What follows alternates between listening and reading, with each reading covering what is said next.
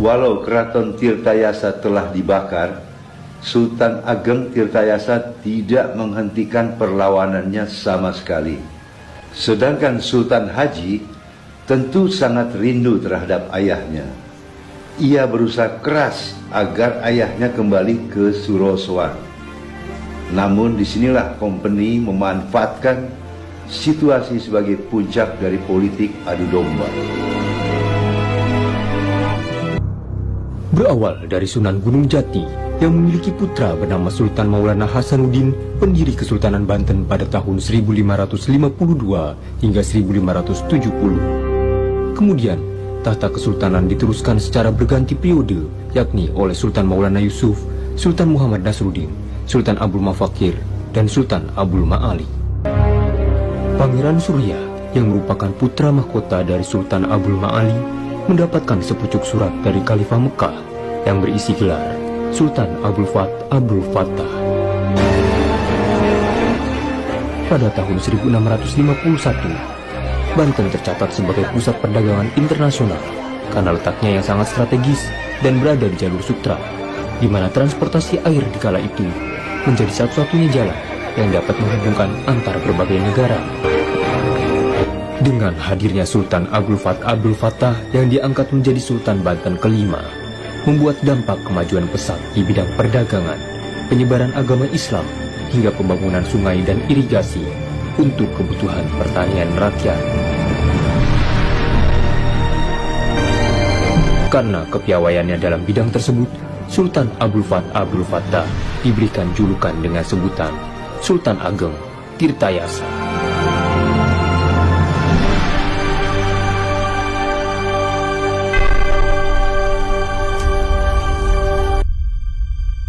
Pangeran Purbaya, ada apa engkau datang tergesa-gesa?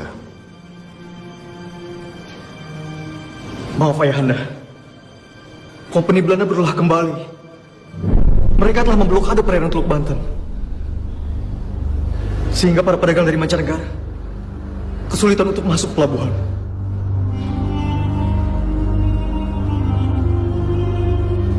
Apa motifnya Company Belanda itu? Sehingga tak puas-puasnya membuat kegaduhan.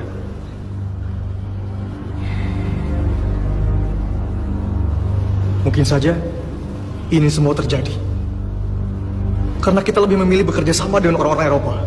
Itu semua kita lakukan karena Company Belanda meminta kita untuk memonopoli perdagangan, dan itu berdampak tidak baik untuk perekonomian Banten. Dan Company sesungguhnya tidak memiliki hak untuk berbuat demikian. Kita harus berbuat sesuatu. Kita lawan mereka.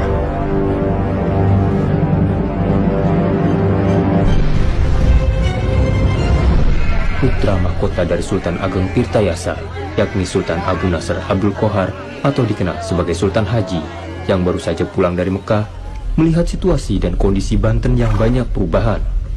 Ia menduga adiknya, Pangeran Purbaya, berperan besar terhadap pemerintahan Banten, yang semestinya itu adalah hak dan tugasnya.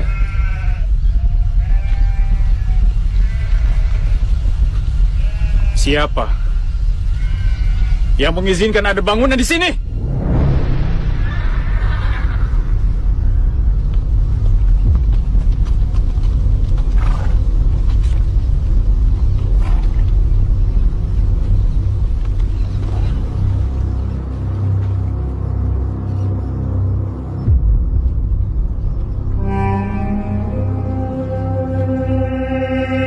Aku sungguh prihatin sekali. Putra mahkota Sultan Haji semakin hari semakin dekat dengan Company Belanda. Dalam baginda Sultan,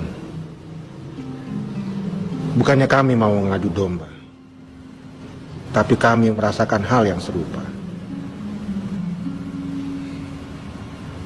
Company Belanda dan Sultan Haji sudah membuat perjanjian tentang pajak dagang yang dinaikkan. Perjanjian yang dilakukan justru merugikan rakyat Banten. Dan itu dilakukan tanpa sepengetahuan kita, Sultan. Apa mungkin Kakanda dipengaruhi oleh company untuk melakukan semua itu? Apa maksudmu berkata demikian? Ananda Sultan, apa maksud membuat kebijakan dengan kompeni Belanda yang justru mempersulit rakyat? Itukah yang kau pelajari di perantauan? Aku berdekatan dengan company agar Banten bisa damai. Tidak ada perang. Pemikiran kamu itu salah, Ananda. Kompeni Belanda itu sangatlah licik. Mereka berbaik hati kalau ada maunya. Selalu mementingkan kepentingan sendiri dan menghiraukan kepentingan rakyat. Ubah kembali kebijakan dan keputusan kamu itu, Ananda. Atau kami akan berperang melawan mereka. Kami tidak takut.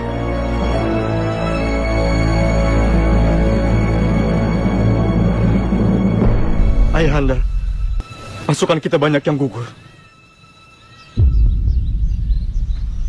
Ananda mendengar kabar bahwa Kanda Sultan Haji bersama company. Mereka bukan hanya ingin menguasai keraton Surasowan, tapi juga ingin menguasai keraton Tirtayasa ini. Lalu bagaimana dengan nasib keraton ini, Ayah? Apa kita tinggalkan begitu saja? Bakar.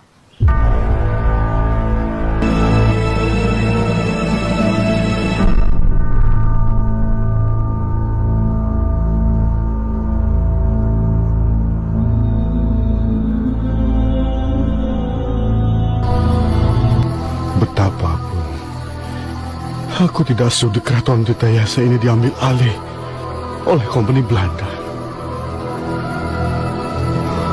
Bismillahirrahmanirrahim.